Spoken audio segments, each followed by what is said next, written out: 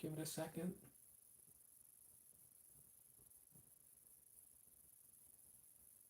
All right, we're live. My name is Eric Leo. I go by Eric Leo 108, Eric Leo 108 on as my hip hop artist name. I'm a philosopher, sociologist, and hip hop artist. I have a degree in sociology from Eastern Michigan University. This is Farming Humans 2025 update to the Farming Humans series.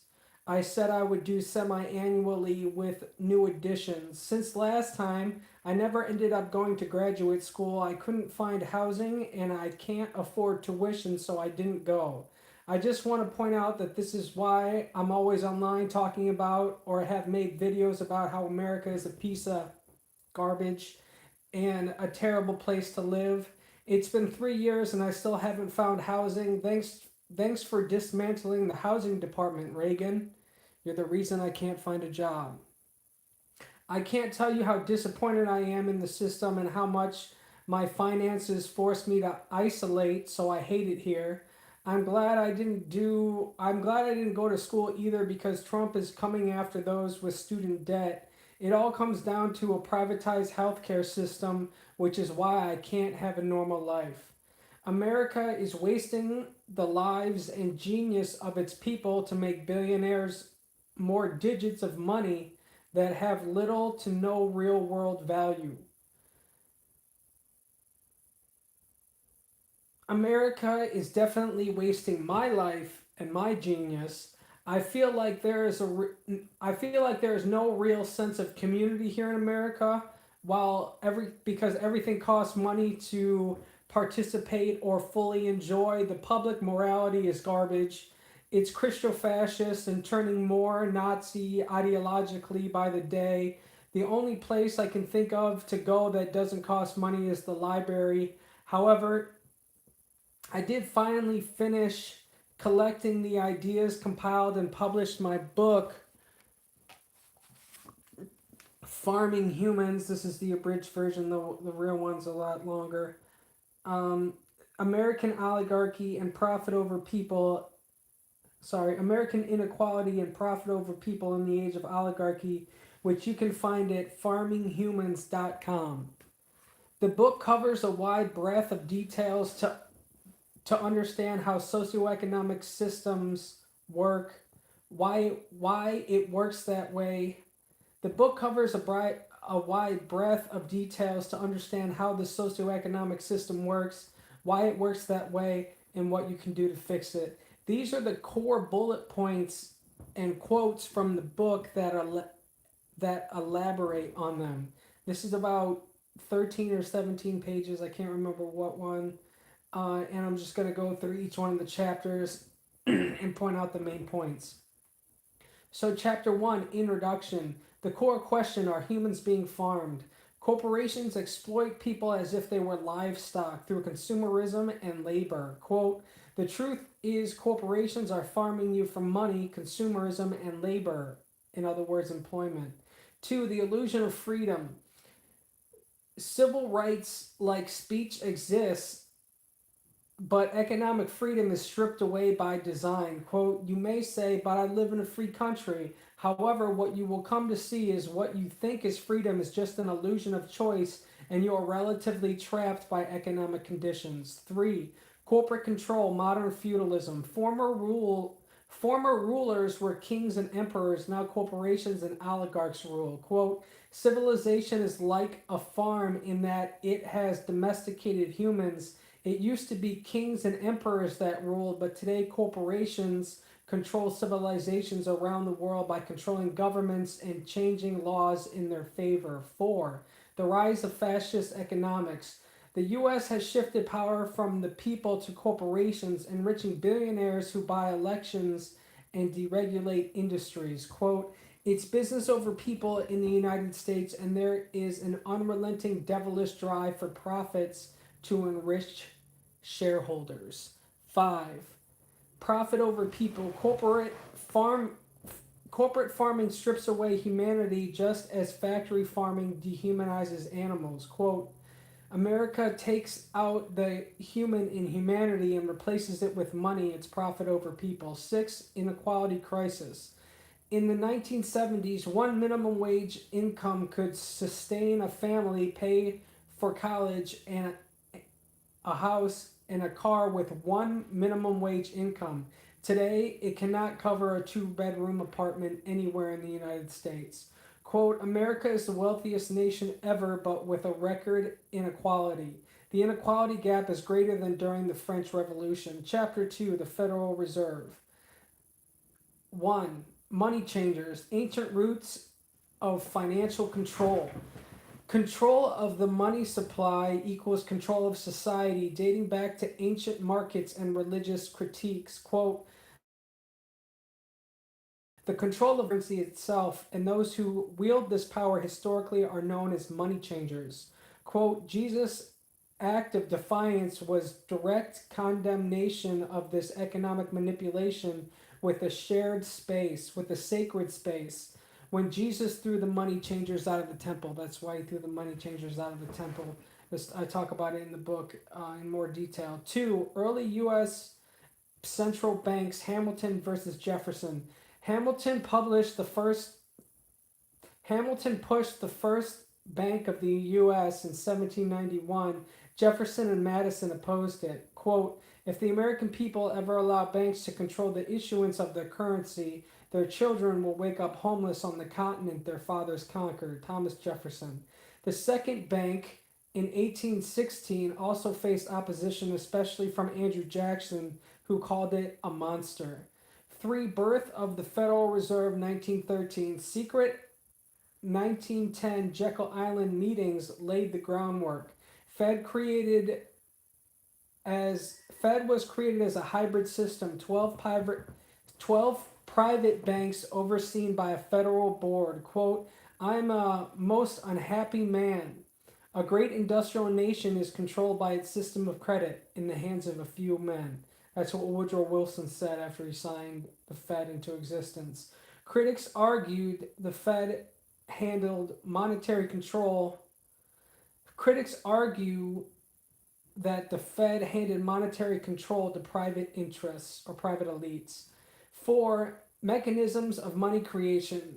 Fed doesn't print money but creates it electronically through treasury bond purchases. Quote, money is created when you take out a loan which has to be paid back with interest. This is what is called debt bondage. Fractional reserve banking expands the money supply with every loan. 5. Fiat currency and the gold standard. U.S. left the gold standard in 1971. Unlimited fiat money expansion is what was created. Quote, since 1913, when the Federal Reserve was established, the dollar has lost over 96% of its purchasing power. When I say quote, I'm quoting from the book. 6. Boom and bust cycles, the fleecing of America. The pattern is cheap credit turns to asset bubbles, turns to crashes, turns to elites buying at a discount, turns to repeat the process. Quote, every time you have a boom bust cycle, capitalists buy more assets, essentially fleecing the American people of any real wealth the country creates. How it works. First, the Fed injects liquidity into the economy by buying treasury bonds or lowering interest rates, fueling cheap credit. Second, banks and corporations borrow at near zero rates, buying up real estate stocks and commodities. This drives up assets prices, enriching those already holding wealth. Third, eventually the artificial boom collapses, asset prices crash, but those with cash reserves sweep in to buy distressed assets at fire sale prices. Fourth, repeat the cycle. 7. Usury, inflation, and inequality. Fed sets interest rates, effectively controlling debt cycles. Inflation acts as a stealth tax on workers, benefiting asset holders. Quote, inflation is often dismissed as a natural economic phenomenon, but in reality, it functions as a regressive tax. Quote, wages rarely keep pace with rising prices, so workers lose purchasing power. Meanwhile, the wealthy who own stocks, real estate, and other hard assets see their holdings inflate in nominal value, widening wealth inequality. Quote, the money changers took the US government off the gold standard. They issued fiat money, then bought physical assets, and then printed more money, inflating the value of their assets while reducing buying power. Then they triggered an economic contraction or bust. They buy more assets at a discount and then inflate their asset value. Rinse and repeat. 8. Quantitative easing and wealth concentration. Quantitative easing props up asset prices for the wealthy while wages stagnate. Quote, each round of quantitative easing and loose lending sets up the next crisis. Wealth steadily concentrates at the top. 9. Conclusion. Who should control money? Fed's monopoly centralization wealth erodes freedom. Fed's monopoly centralizes wealth and erodes freedom. Quote, history shows that when money is centralized, freedom and prosperity are eroded. The solution lies in reclaiming sound money and breaking the Fed's monopoly over the lifeblood of the economy. Chapter 3, Republican Oligarchs, Healthcare, and Small Business. 1. Boom bust cycles and Republican crisis. The GOP policies, tax cuts, deregulation, and trade wars repeatedly cause recessions.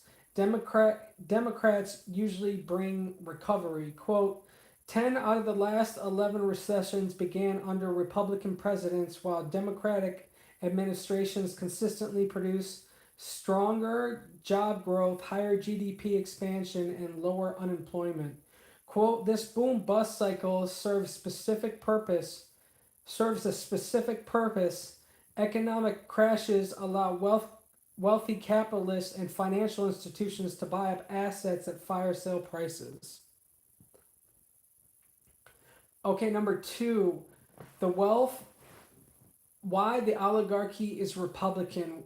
Wealthy elites support the GOP because deregulation, lower taxes, and weak labor laws maximize profits. Quote, the party has effectively become the political arm of the oligarchic class that uses it to entrench their economic dominance. Quote, when Republicans control government, the rich get richer faster, corporations face fewer restrictions, and the mechanisms of democratic accountability weaken. 3. MAGA and fascism. MAGA mirrors 20th century fascism, authoritarian leadership, scapegoating minorities, attacking the press, and undermining democracy. Quote, like the Nazis who weaponized nostalgia for the mythic past, make Germany great again, MAGA promotes an imagined golden age of American history that requires purging of un-American elements. Quote, the Nazi label applies, not because every conservative is genocidal, but because the movement has embraced the same ideological framework that made fascism dangerous. 4. Deadly inequality. Inequality kills through healthcare denial, poverty, and structural violence. Quote, inequality doesn't just redistribute wealth, it redistributes the right to kill with impunity. Quote, these are not mere policy failures, they are direct consequences of systematic inequality. 5. Healthcare is control. The U.S. system ties healthcare to employment, enforcing corporate dependency. Quote, healthcare in the United States operates as a mechanism of control, a mechanism of economic control, reinforcing dependency and restricting individual autonomy. Quote, by maintaining a for-profit system, pharmaceutical companies, insurers, and hospital chains wield disproportional influence over legislation and pricing. 6. Small businesses at a disadvantage. Small businesses employ the majority of workers but cannot compete in the healthcare costs. Quote, contrary to popular belief, small businesses employ the majority of the U.S. workforce, yet are yet are systematically disadvantaged by a healthcare model designed for corporate giants. Quote, the very workers fueling America's economic vitality are often one medical emergency away from financial ruin. 7. Military industrial complex. GOP funds endless wars while starving domestic programs. Quote, America's budget reflects its priorities while Republicans routinely claim insufficient funds for education, healthcare, or housing. They consistently approve mass military expenditures. Quote, the Iraq War demonstrated how military intervention serves as both geopolitical strategy and profit engine. 8. Media manipulation. Corporate media frames healthcare as a privilege, hiding how other nations succeed. Quote, corporate media frames healthcare as a personal responsibility rather than a collective human right, stigmatizing universal systems as impractical or even dangerous. 9. The Luigi Mangiani case. Structural violence kills thousands, yet retaliation is labeled as terrorism. Quote, if a citizen kills a corporate executive in retaliation for denial of medical coverage, it is branded as murder and terrorism. Yet when it happens to yet when that same executive's policies result in thousands of preventable deaths, it's dismissed as good business. Quote, inequality doesn't just redistribute wealth, it redistributes the right to kill with impunity. 10. The moral crisis. The system works as designed for the oligarchy. Reform must go beyond policy tweaks. Quote, American economic and political systems are not broken. They are functioning exactly as designed, serving the interests of the wealthy oligarchy at the expense of the majority. Quote, the choice is stark. Either we confront the machinery of inequality head on, or we resign ourselves to its grinding violence.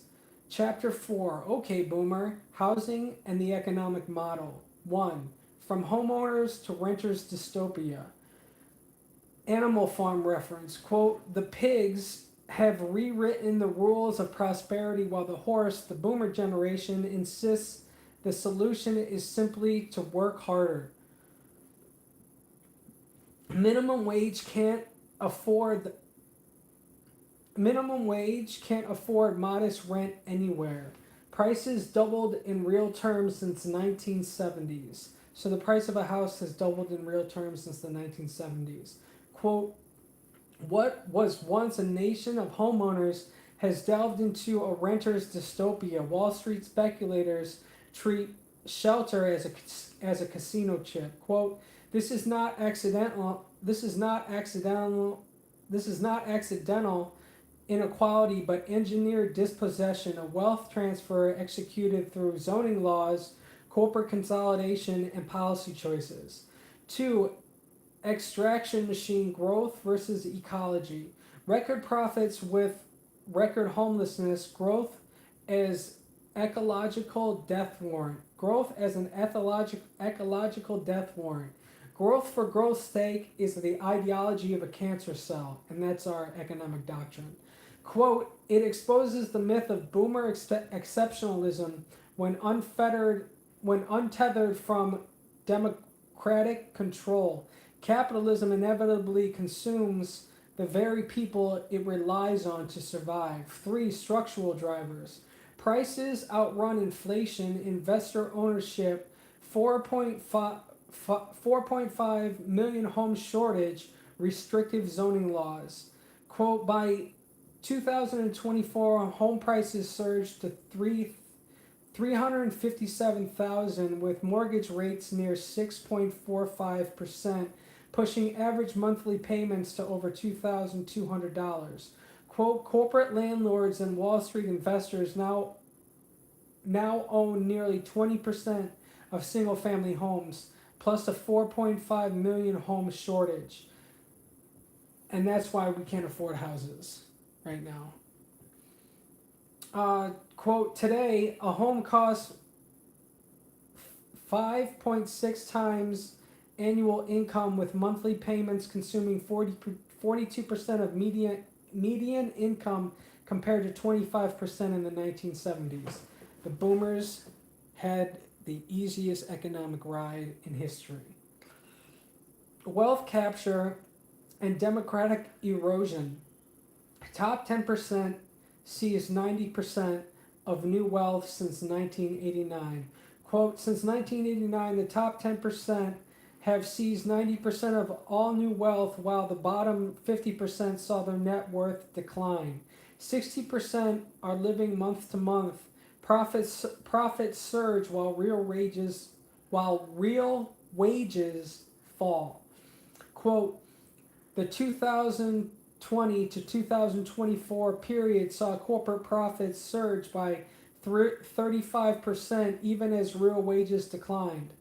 5. Demographic time bomb. DINK, dual income, no kids, by necessity, cost kill family formation.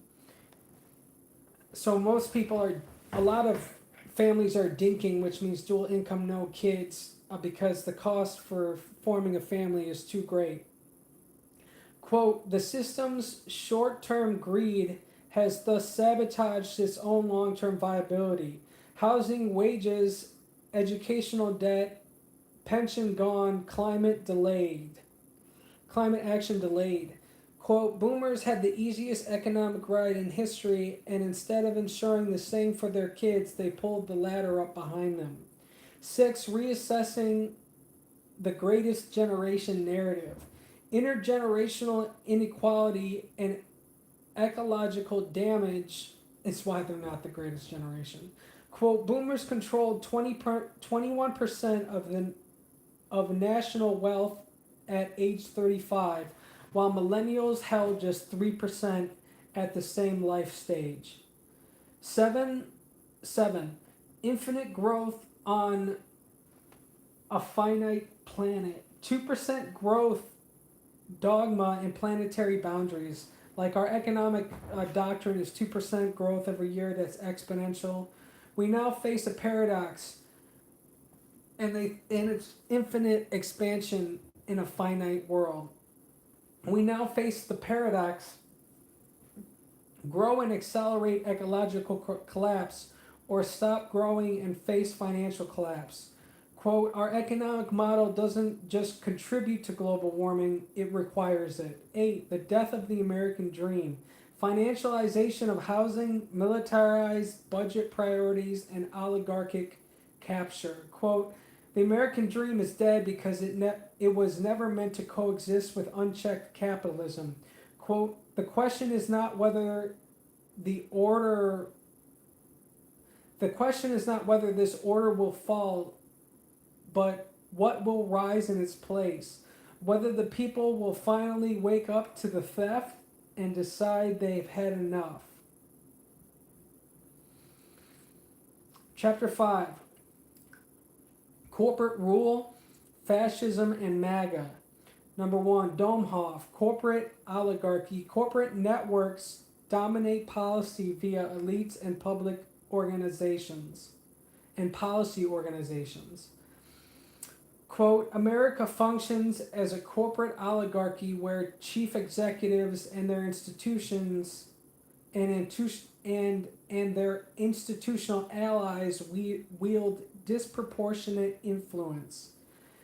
2. Legal scaffolding of rule by capital. Corporate personhood equates money to speech, equates to policy capture. Quote, Citizens United enshrined money as protected political speech, creating a self-reinforcing cycle where economic power translates directly into political power. 3. Policy outcomes profit over public. Healthcare, energy, tax codes skew to capital. All of them do. They're just finding new ways to make assets out of commodities in America. Quote, corporate contributions to federal revenues declined from 32% in 1952 to just 6% today. So corporations don't pay taxes. It's on you. the citizen to pay the taxes. Monopoly power and political power. Consolidation amplifies CEO leverage and feedback loops. Quote, the result is the result is a government that increasingly resembles a corporate boardroom. Quote, executives face perverse incentives to externalize risks onto the public while privatizing gains. Insider trading by corporate insider trading by Congress and persistent abnormal returns.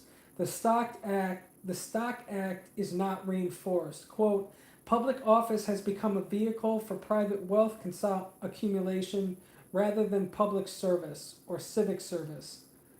Money equals speech. Quote, by equating money with speech, wealth translates directly into power. Manufacturing consent. Quote, what emerges is not democracy but a form of elite rule disguised as popular governance. Quote, unlike ancient republics that recognized the dangers of inequality, America's system has been captured by the interests that benefit from it. Quote, at every turn, profit motives are prioritized over human needs. 5. MAGA has corporate fascist governance. Economic subjugation, anti-education, culture war, obedience. Quote, citizens are conditioned to see themselves as consumers first. Democracy becomes a facade. Quote, a theocratic oligarchy where corporate and religious power merge to suppress dissent. Project 2025, quote, a corporate dictatorship wearing the fading a corporate dictatorship wearing the fading trappings of democratic governance. 6. Propaganda and the American dream. Quote, the assault on wokeness is ultimately an assault on awakening. Quote, citizens must labor not just for livelihood but to service the compounding interest owned by banking elites. Quote, modern American fascism, not jackboots, but the silent terror of a paycheck that never quite covers rent. Chapter 6, Socialism, Marx, White Supremacy, and Jesus. Epigraph and thesis. Number 1. Quote, this country has socialism for the rich and rugged individualism for the poor. Martin Luther King Jr. Quote. Quote, what you are about to read will expose the fundamental lie that hard work leads to prosperity. The truth is far darker. 2. Socialism as a weapon. Quote, you will learn how the term socialism has been weaponized to justify corporate welfare for billionaires while gutting social programs for the working class. Quote, the U.S. already embraces socialism for the rich while condemning it as tyranny when proposed for workers.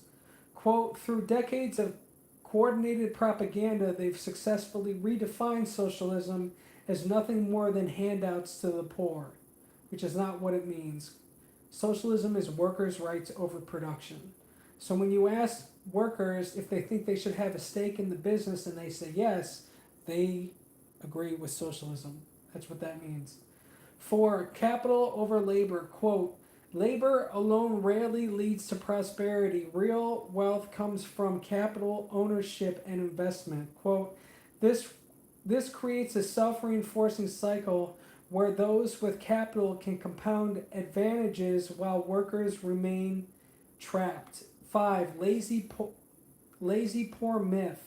Quote, the issue isn't a lack of work ethic. Hard work no longer guarantees basic stability. That's the problem. Quote, the working class isn't lazy. They're trapped in a rigged system. 6. Industrial/techno-feudalism. Quote, corporations function as private tyrannies evolved into techno-feudalism where dominant tech conglomerates have established digital fiefdoms. 7. Tax code tilt. Quote, in the 1950s, the top marginal tax rate was as high as 91%. It has since decreased to 37%. Quote, wages are taxed up to 37%, while long term capital gains are taxed at a maximum of 20%. Quote, unrealized gains aren't real for taxes yet become real enough to secure billion-dollar loans, revealing the fundamental hypocrisy of our system. 8. Worker power models. Quote, in Germany, large companies must give workers nearly half of the seats on supervisory boards. Quote, addressing systemic economic inequality requires collective action, not just individual effort. Strikes and organized labor movements are vital. Quote, a millionaire is objectively closer to homelessness than becoming a billionaire. The wealth gap between 1 million and 1 billion is the same between 1 and 1,000. Quote, corporate welfare costs American taxpayers approximately 100 billion annually. 9. Christian nationalism versus Jesus.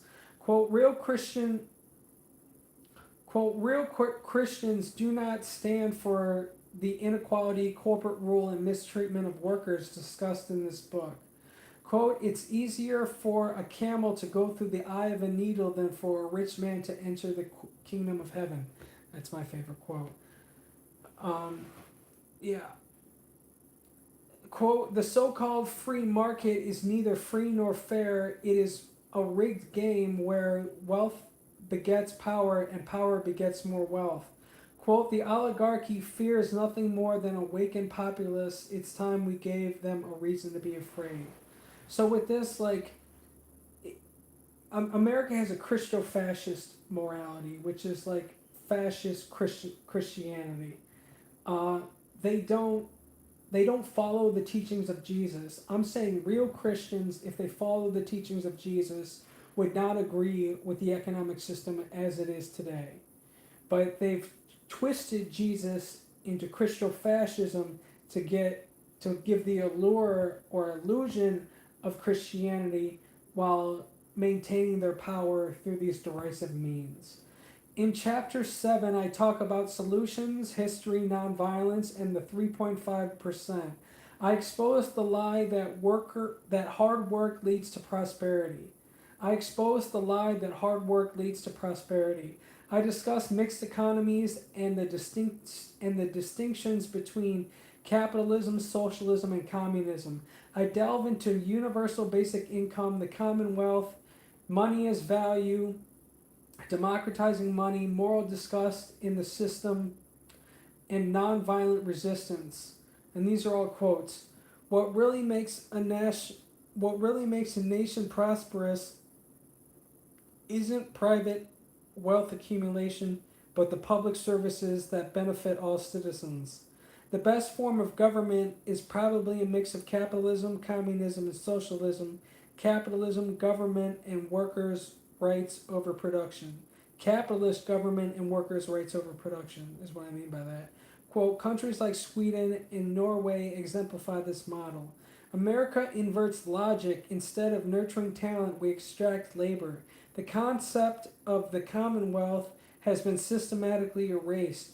The current monetary system, built on speculative booms and busts, serves empire rather than people. In chapter 8, I talk about the sociology of it all, inequality, and relate it back to the farm theme. Here are some quotes. What if everything you've been taught about the American economy is a carefully constructed myth? Capitalism left unchecked has devoured democracy, hollowed out the middle class, and turned workers into disposable cogs. The question isn't whether change is possible, it's whether we'll act before the oligarchy locks in its grip permanently. The choice begins with seeing the system for what it is. Adam Smith warned against monopolies and believed that unchecked self-interest could harm society. Labor is the source of all value, yet workers receive only a fraction of the wealth they produce. The American dream has become a relic of the past. Since the 1970s, worker productivity has risen by over 60%, yet wages have stagnated. The result is a rigged system where housing, healthcare, and education now function as extraction mechanisms. The 1970 the 1976 Buckley versus Vallejo decision equated money with free speech. The Supreme Court Citizens United 2010 cemented corporate dominance over democracy. This experiment in unchecked capitalism has failed. We must demand structural change, a graduated tax system, universal health care, and aggressive labor organization. The American dream was never a natural phenomenon. It was a policy, and policy can be rewritten. The choice before us is stark but simple. Accept a future of deepening feudal inequality or organize to reclaim democracy. You can find the link to the book on Amazon. That's it for the quotes and the points. That's all I have. You can find the link to the book on Amazon or the deluxe bundle at farminghumans.com. I am on my 6th book. You may also be interested in Can and Will Do, the philosophy of possibility, determination, and success, which is about applying the formula of can and will do to everyday applications like losing weight, building muscle, or becoming an entrepreneur. You might also be interested in 108, the story of discovering Earth's consciousness, which is my artist origin story and explains the evidence for how and why the planet Earth may be conscious. You can find like the real print from the manufacturer on Amazon by going to farminghumans.com for this book. But these are the printable copies that you can find on the funnel websites for as part of the deluxe bundle. Okay, I also wanted to let you know about my school community, Helm 108. That's HELM 108 on school, SKOOL.com. It solves the I care, now what problem of isolation, info overload, no plan, and zero accountability. There are 2 tiers. There's a free tier and a paid tier. Free gets you access to the community. Paid gets you courses and inside look and closer connection. Be sure to also check out my Farming Humans bonus playlist. I have been continuously building it for the last 3 years now. It comes with the farminghumans.com deluxe bundle. It has both shorts and long form videos that complement the material here. There's like 40 of them. All the links will be in the description of this video. Some recent Eric Leo 108 Farming Human songs would include With You featuring Sean Kingston, Be the Flame featuring Terminology, Bounce from the Tantu Gems album, America in Decline, Luigi Mangiani, Big Carbon, Capitalism, and the Global Warning album that are new since the last Farming Humans update. Look out for the songs Help and Handouts, which are coming and in the style of Farming Humans as well. Okay, 40 minutes. Wow. That's it. That's all I had for you. Thank you for being here. Thank you for being a part of my family. You're awesome. I love you very much. And until next time, you take care, all right? I hope you enjoyed it.